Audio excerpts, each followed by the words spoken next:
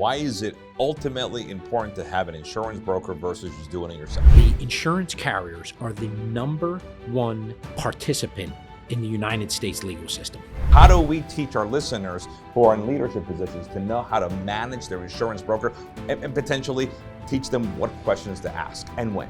The role of a broker is acting as that learned intermediary, the expert who's keeping their finger on the pulse of what's going on as far as the insurance carrier side, and then being able to take that latest current events, so to speak, and applying it to the situation of a prospective client to understand what is it that you need to properly protect it. Communication and transparency, and you should be asking your broker, tell me how these costs came about.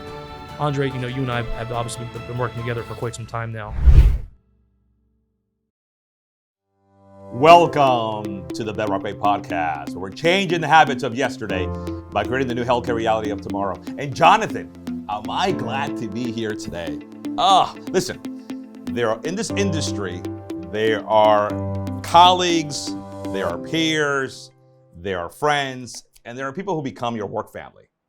And this past year, I had the pleasure of welcoming to the Bedrock family two people, and quite frankly, a team, an army of people that have really, really allowed me to look at the business in a much different perspective. And the title of the podcast today, Insurance IQ, a tactical guide to safeguarding your assets. And we never look at our brokers, our insurance brokers, as the type of people who, influence you. But my guest today, their company, what they represent, their philosophy, their culture, who they are personally and professionally, I've been so impressed. I felt led and called to have these people on the podcast.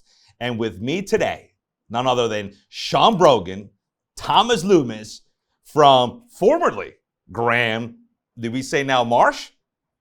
Or Graham still? Still Graham, a Marsh McLennan agency. Beautiful. Company. Welcome, Sean and Tom, to the Bedrock Podcast. It's great to be here. Thank you for having us, Andre. How you guys feel? Feeling pretty good? Feeling pumped. Yeah. Feeling absolutely pumped. It's a beautiful day today, and when we were coming over here, Sean and I, we talk all the time, whether it's about business or just what's on the horizon, what's to come. We were talking about the podcast, and Sean's like, "Who's going to want to hear us talk about insurance for an hour?"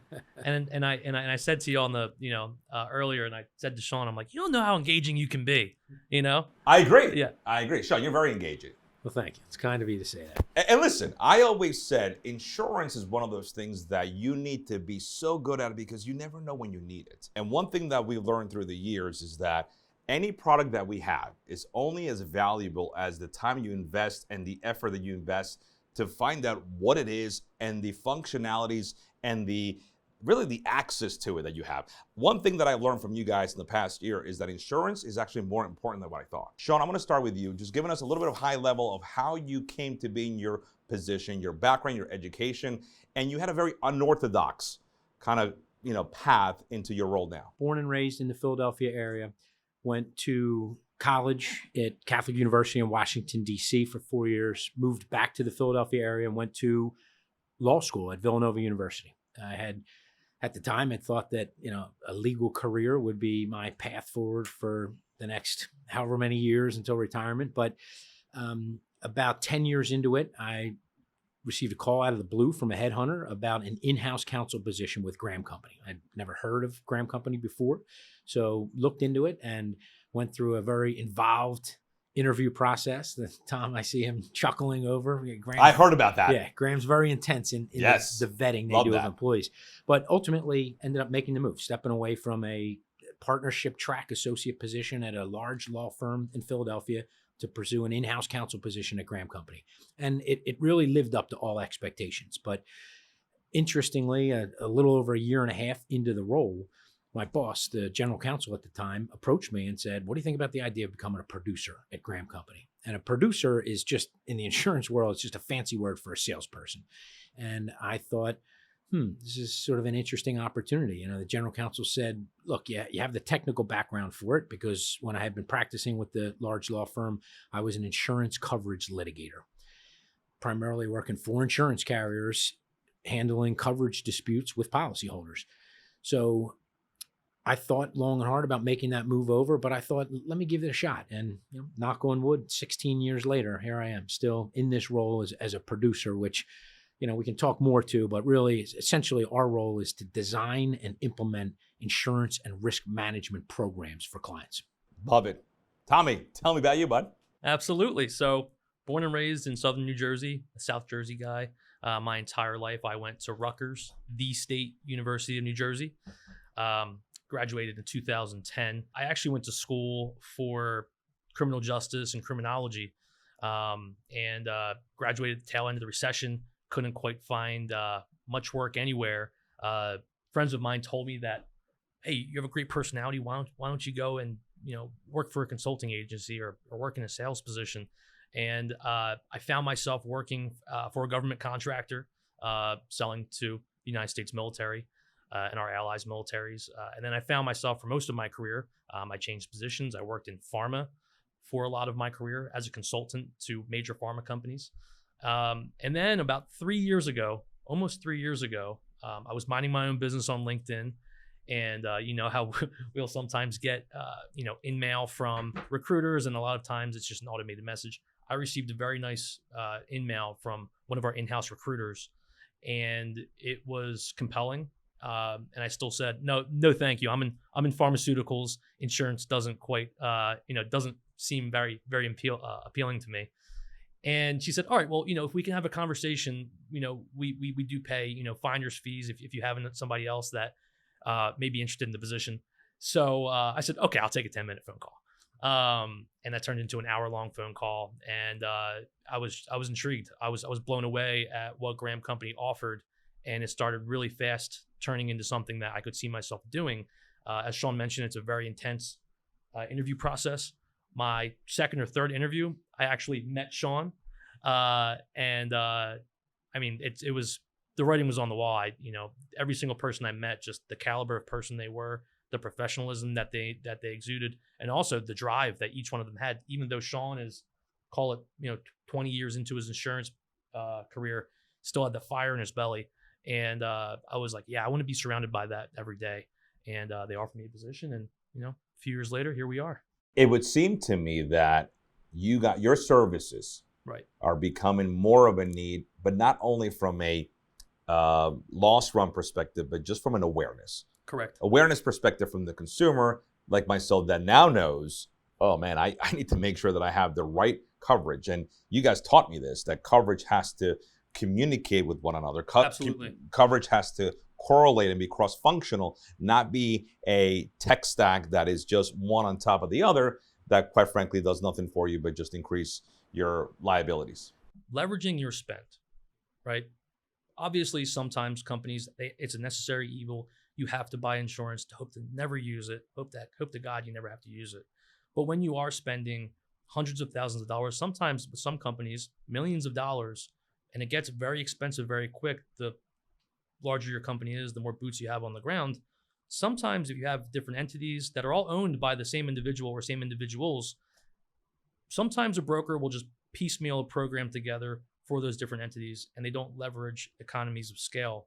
Working with and partnering with the right insurance company, the right carrier, so that you get better coverage and better pricing to consolidate your program where it makes sense for those different entities, especially with common ownership. Now, sometimes it may or may not make sense to have multiple policies depending upon what the exposures are. But I know Sean's had experience where if you jump in and you become the broker of record for an existing program and you have multiple, say, general liability or professional liability policies, and a claim does arise, the insurance carrier or carriers will start pointing at each other. No, you're responsible. No, you're responsible. Because these different entities are covered. God forbid it's ever a workers' compensation situation. And Andre, a point that I would add is the idea of where I see our services being of more value is this idea of, as costs continue to increase, as a company grows, it becomes a more complex organization. Its insurance program starts costing more. It's been a fairly tough insurance market over the last several years, so that's driving the cost. A company needs to have a kind of a proactive approach about how they should structure their insurance program, right? And I always try and use the analogy of like, think about things as a spectrum, where on the left side of the spectrum is what gets referred to in our industry as guaranteed cost coverage, meaning you pay an insurance company whatever amount of premium dollars, and that's it. You've bought your piece. At the end of the year, if you perform well, the insurance company, their gamble paid off and they keep the underwriting profit. If you didn't perform well, the carrier loses on it. Doesn't change the number that you paid. As you move across that spectrum, you can begin to alter the program structure where the client, the company, is taking on more risk itself, whether that be through large deductibles or retentions, whether it be retrospectively rated insurance programs, whether it be all the way on the far side of the spectrum, a captive insurance company, where you go so far as to become an owner of an insurance company.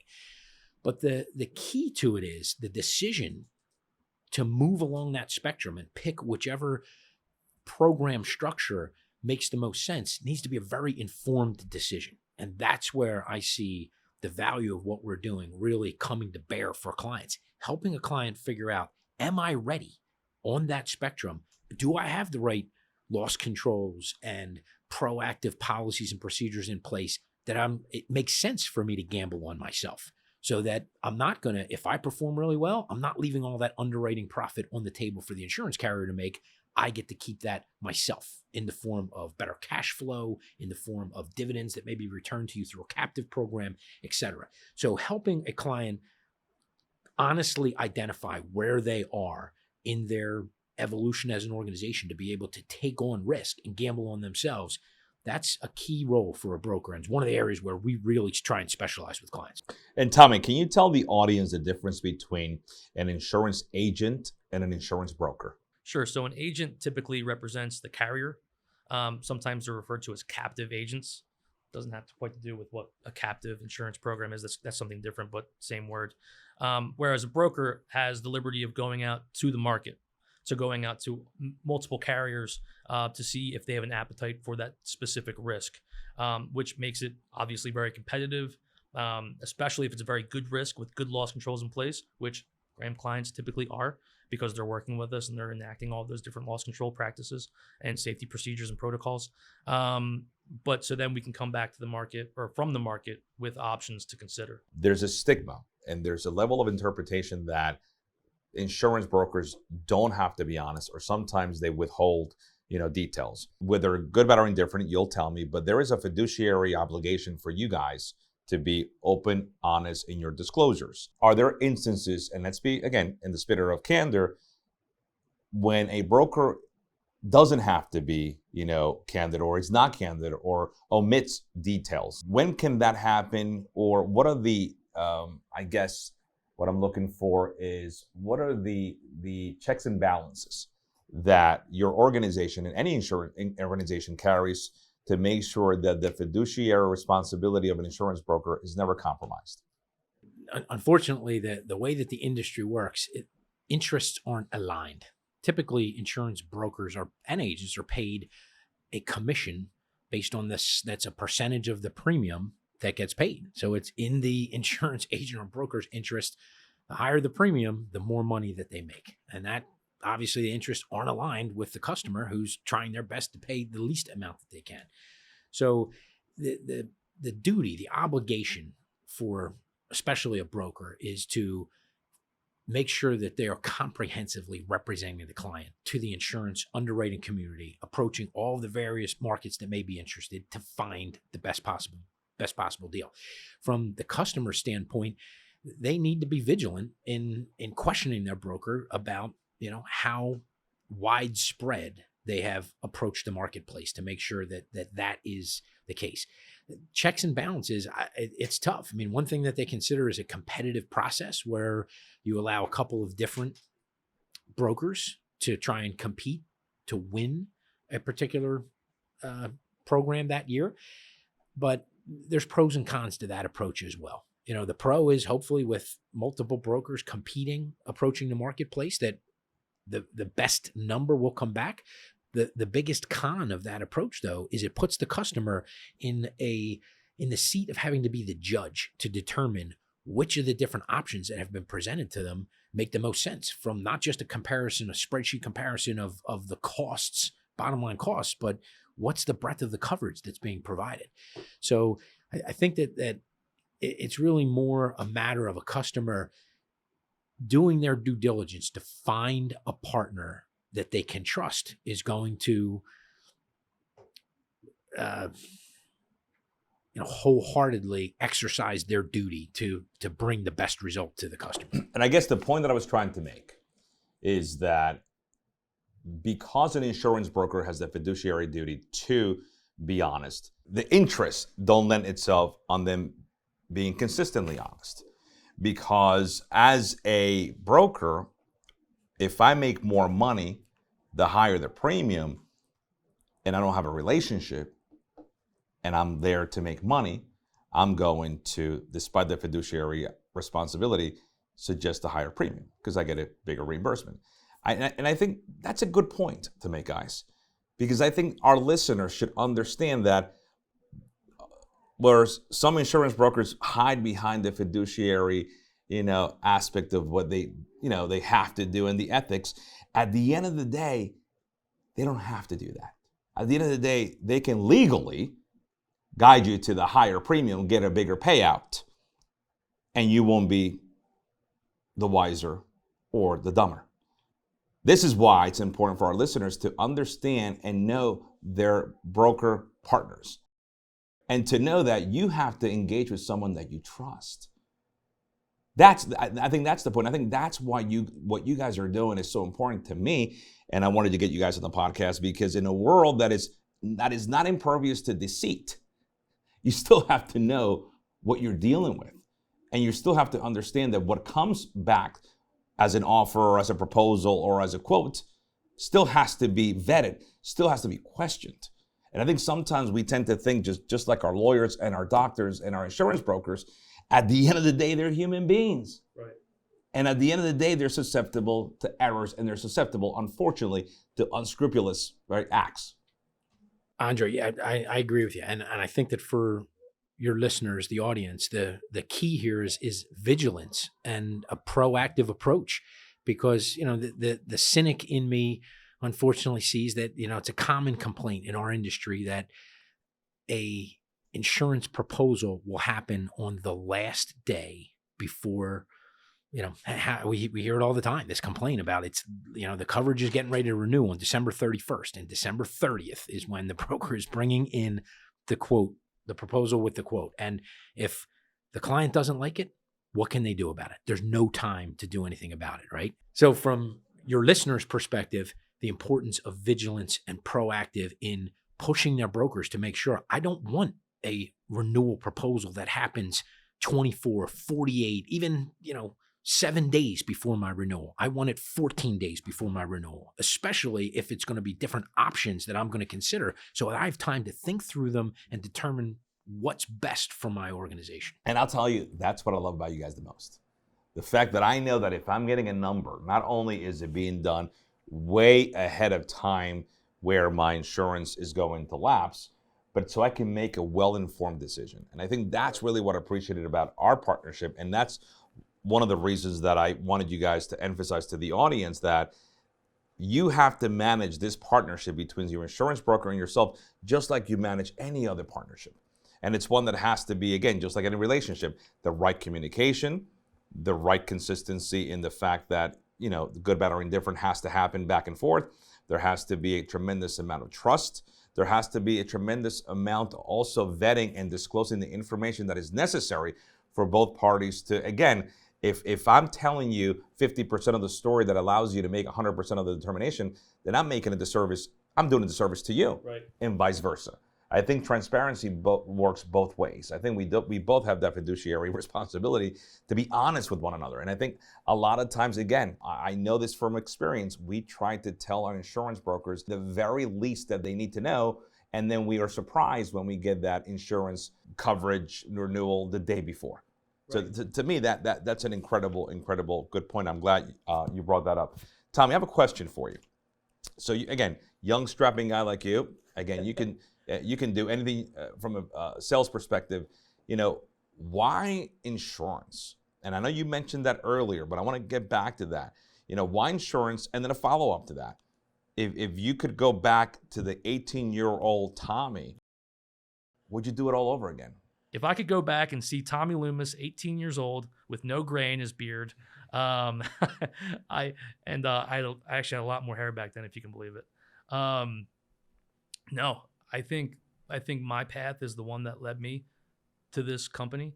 I had always felt as though, even though I'd been successful in other companies in different industries, I finally found a company where 100% of the individuals that I work with think like me. They want to aspire like I want to aspire. They want to do not just a great job, an amazing job for their clients. And quite frankly, I like being in a room with people that are smarter than me. And that's how I feel. How about you, Sean? Go back to the 18-year-old Sean Brogan. Would you do it all over again? Actually, I would, Andre, because I as 18-year-old Sean Brogan had no idea what the heck he wanted to do, right? And I often laugh about this. I found myself after graduating from college going to law school because I really had no idea what I wanted to do. And I thought, 3 more years of school, okay, let's do that. Keep me out of the real world. But I had sort of been driven drawn, I should say, to the legal industry. Practicing law at the firms where I did, wonderful experience. I worked with great people. I really enjoyed it. It was always a litigation focus, which to me, the upside, there's a lot of downside to being a litigator, but the upside to it is in each engagement, each case, there's the human element to it, the client that you're representing. You need to get to know them, understand them in order, and you better have done that well in order to effectively advocate on their behalf to a judge or a jury. As I moved over into my role at Graham, one of the things that I found similar between, although they're very different industries and different focuses and activities, one commonality was this idea of, in working with a prospective client and then hopefully when they become a client, I need to understand them as an organization, what makes them tick well in order to properly represent them to the underwriting community. And so the variety that comes with that, having clients that do different things, even though they may be in the same industry, they're different organizations. There's different ways that they operate, different ways that they approach things, and getting to really understand that, make the investment in getting to know it. That to me has been sort of the biggest sense of job satisfaction I've had in these years of doing it. So, 18-year-old Sean, I'd go back and say, you'll find it interesting. You'll never have like a lack of interest in what you do taking this path. That's great. Tommy, how do you guys hold yourself and your colleagues accountable at Graham? One of the things that I've admired about you guys is, again, you guys all have passion for days, and it's incredible to see the teamwork aspect. We talked about that. But what is the accountability? Obviously, nobody signs a lifetime contract.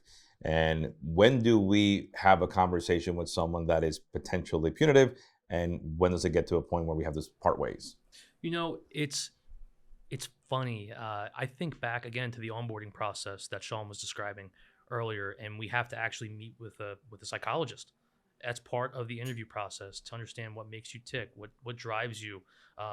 Especially experience is a big part of that. Most of us were former athletes in college. We have a lot of servicemen and women, or former servicemen and women that served the United States of America military. And so having difficult conversations in the office is not difficult. I mean, it's an everyday thing where regardless of your time at the company, regardless of your position at the company, it's not rare for someone to call somebody else after a call and ask them for feedback. People at our company, I know myself, I do all the time. And I say, how can I get better at what I do? I mean, it's a constant, again, like I said before, I've worked for great companies with great people, but this is the first company I ever worked for where people want to get better at just being themselves. And it's not something that we've learned over time. It's just sort of, we've all arrived here because our vetting process looks for like-minded individuals. So again, going back to that difficult conversation, I've had colleagues where at some point there are certain expectations for how you have to perform at work. When you work at Graham, when you represent our company, especially going back to training, right? How we couldn't speak to any outside people, trying to develop business until we graduated from training. And that's by design, because we want to have a certain representation in the marketplace, and we want to achieve for our clients, and our prospective clients hopefully see this, that we have a certain standard. We don't want to settle for, industry average, because our clients expect much more than that, and they should expect more than that. So if it doesn't work out at Graham Company, most of the time, I've seen some former colleagues go on to do incredible things at other brokerages or in other industries because they've had our training, because they have had, sometimes it just isn't their thing. I'm fortunate enough to where I found the insurance brokerage world via Graham, and I was like, oh yeah, this is it. This is what I've always needed. Well, I think a lot of times too, Tommy, a culture and an organization is what keeps you there, right? It's what attracts you, it's what retains you, which leads me, Sean, to your recent merger into Marsh. And now you guys being bought out by a bigger player that might not share your culture. And there tends to be what we call transfer trauma when you go from one organization, one culture that you guys have. I think the inception of it was dating back into the 50s, if not longer, with Mr. Graham. How have you guys adapted to that change? And is this something that is still fluid, ongoing, or what can you guys tell me about that? That's a great question, Andre. What I would say is it's sort of helpful to understand kind of the real detail about the transaction that we went through. Everyone hears the name Marsh and they think of the idea of the largest insurance brokerage and risk management consulting organization in the world. 85,000 employees, $20 billion, a very, very large corporation. And a lot of what Marsh focuses on tend to be the larger clients, the Fortune 1000 companies, things like that. Marsh, about 15 years ago, decided in an effort to better compete in the middle market segment, decided to establish what's referred to as Marsh McLennan Agency Company. And what that is it's a platform that was created, and it went around the country and acquired best-in-class insurance brokerage operations on both the property and casualty side and the employee benefits side. And 15 years in, it hadn't made an acquisition in the mid-Atlantic area for a property and casualty insurance brokerage. So it was very interested in Graham. From our perspective, we had been a 100% S-Corp ESOP, and Bill Graham had been fiercely committed to this idea of us remaining independent forever. However, with advances in technology and developments that are occurring, the board of directors at Graham entertained the idea of Marsh McLennan Agency's interest in us, because what they have made their entire philosophy is not to come in and change a bunch of things at Graham, how we do things, our culture, etc. Instead, their strategy is, we like you, Graham, for who you are and what you do, and we want you to continue doing that. What we're going to do is help you grow by bringing to bear for you more resources, more data, more technology. And that is really where we find ourselves now, 6 months into it. It is still fluid in that we're still getting to understand what all of the increase in resources, data, and technology is, and then how we can harness that and use it to our clients' best interest. But for the most part, or beyond that, obviously there'll be some changes that are the back office administration that aren't client facing, the IT system, the HR system, that kind of thing. But as far as our client engagement, it really has not changed and will not change, because we're going to remain true to our culture and our way that we approach clients. That's great. And again, I knew that something that you guys went through this year. So a couple of things I wanted to just mention as additional questions. Tommy, so, we have a large audience out there who's listening to the podcast, and potentially some people who are looking to change their career just like you did, and perhaps go into insurance. What would be some of the suggestions, advice, recommendations you would give a young, aspiring insurance broker that's looking to break into the industry? Well, for one, you have to be ready mentally and physically to learn and absorb. It is paramount. You have to lose all ego walking into any brokerage's door, regardless of who they may be. And there's, especially in the Northeast where we're located right now, but also across the country and really the world, there's incredible brokerages out there. They focus on different aspects. I myself came from the pharmaceutical world, so it was a very easy transition to focus on the health and human services space. But you also want to assess your personal network, and you want to realize where you're at in life. Now, we were talking about it before. If I were a very young professional and I was just coming out of college, I don't know if I would have had the same success as that I've had thus far at Graham, because now my network is maturing. I wouldn't say it's mature, but it certainly is maturing. And those that have trusted me as a trusted advisor in former roles, regardless of what company I worked for, now it's very easy to have that same trusting relationship now that I'm working for a firm like Graham Company. So I would say ensure that you're ready, because it would be a tragedy for someone who could have great success in this world. And trust me, there's a lot of success to be had in the insurance world, especially in insurance brokerages and risk management firms like Graham. But it would be a tragedy to jump in too early before you're ready.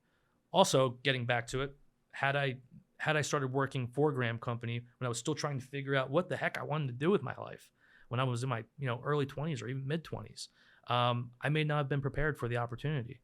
Whereas, I mean, after my first interview with Graham, I'm a father now. It's you're getting a little older in life. You realize really what the opportunity is, and I'm like, oh, I'm diving in with my arms wide open.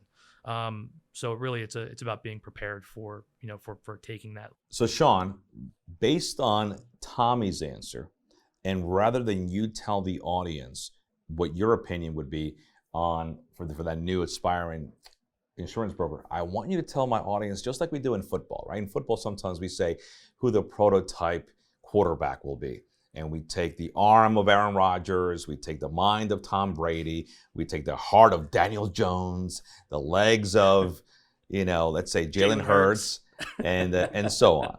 So what is the prototype insurance broker for you? Describe him. Who is the perfect quarterback prototype for your team? Well, Andre, it gets to the expression that I used before. The prototype is, there's a person who's smart, hardworking, a self-starter, and that has the commitment to do the job right through attention to detail.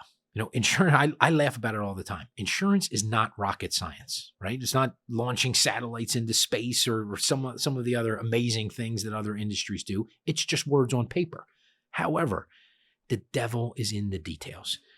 And for the types of clients that we work with, when they have an insurance program that's a dozen different policies, and each one of those policies is 150 pages, I could fill a stack that's, a foot and a half high of paper on this table right now. If I showed you like a typical insurance program of one of our clients, it has to be somebody who, that prototypical star player to me is somebody that looks at that and doesn't think, oh man, I want nothing to do with all of that. Like that will bore me to tears, and Yep. and not for me. It's somebody who thinks, there's opportunity and there's danger in that pile of paper, and I'm going to roll up my sleeves and figure it out.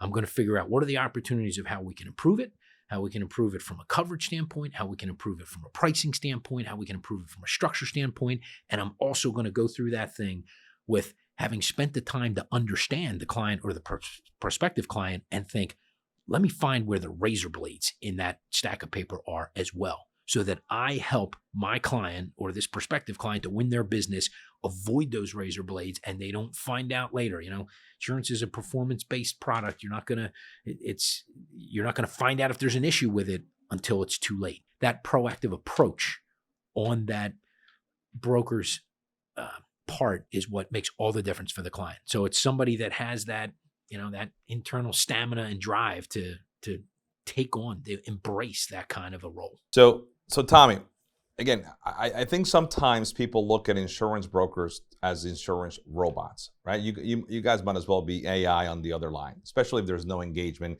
and there's no relationship building. So since you guys are not, You guys, I always say you guys add personality to a very personality-starved, industry.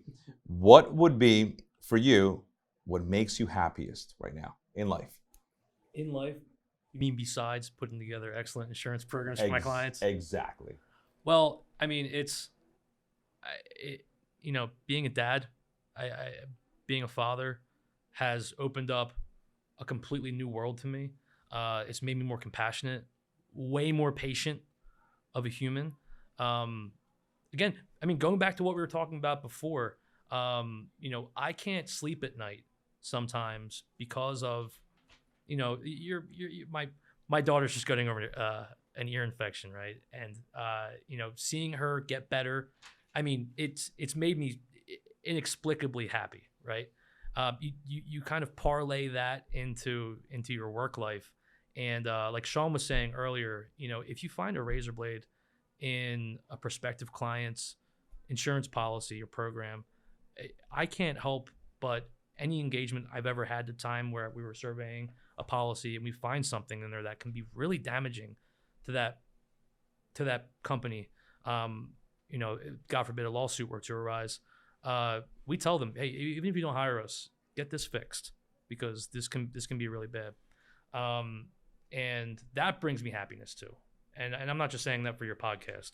I really do love what I do because we make a real impact to our clients, and it's a certain amount of satisfaction I haven't had in my entire career. But I also love the gym too. So Good. Right? So, Good. I love it. So being a dad, going to work, and going to the gym those are the three pillars I stand on. Right? Beautiful. Sean.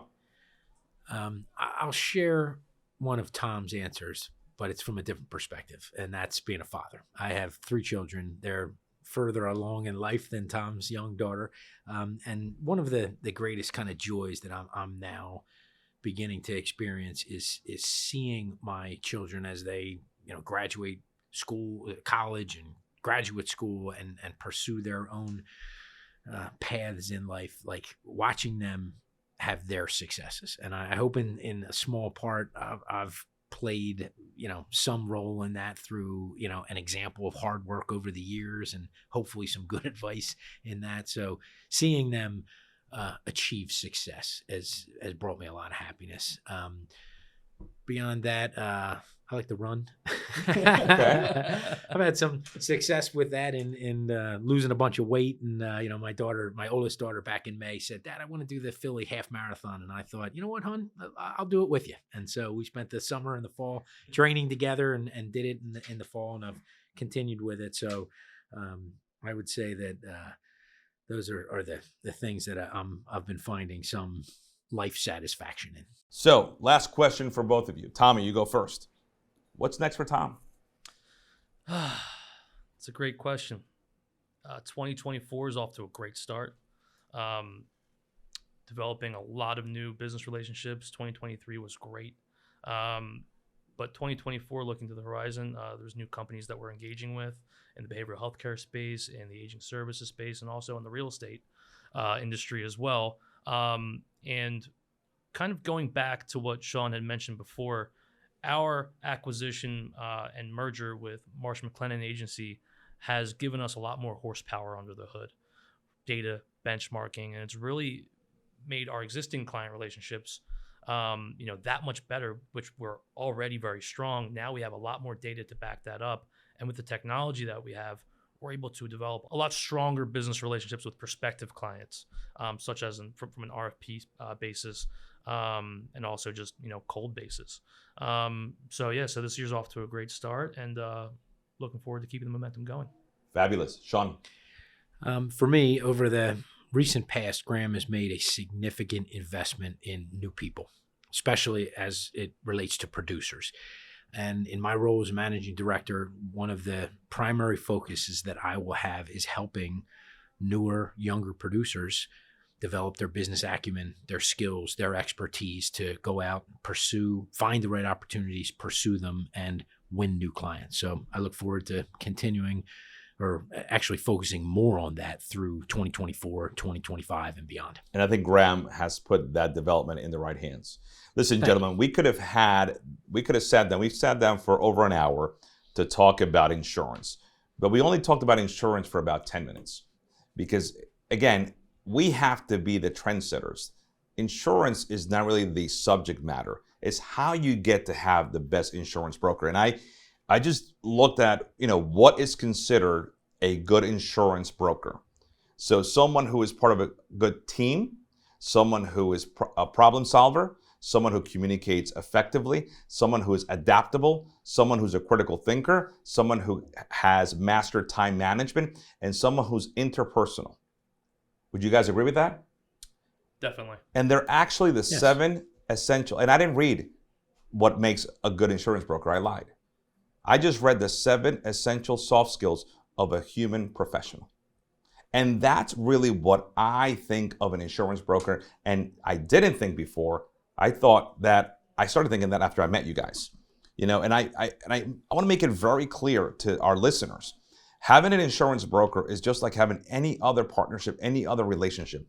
You have to have a really good investment and insight into the soft skills of what they do. You mentioned something, Sean, at the beginning of the podcast. The business has become very transactional. I agree with you, right? We have taken emotion out of it, and that's the soft skills. We've taken empathy. We've taken the ability for us to understand our client, know our audience. We've taken the personality out of there.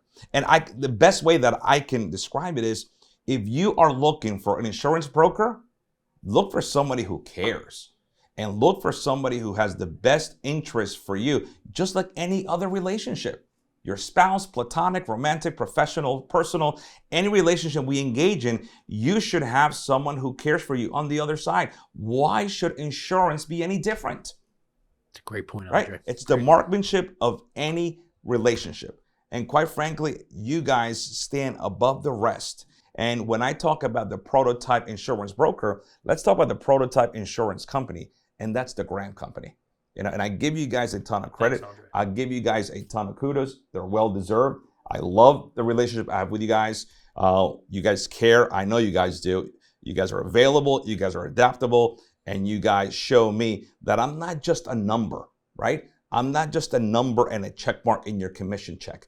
I'm actually somebody who matters, and you have my best interest. And as a result, I have yours. And for that, I really appreciate you guys. And thank you so much for coming on the podcast. Thank you so much, Andre. Thanks for having us, Andre. And we are changing the habits of yesterday by creating the new healthcare reality of tomorrow. Thanks, gentlemen. Appreciate you guys being on.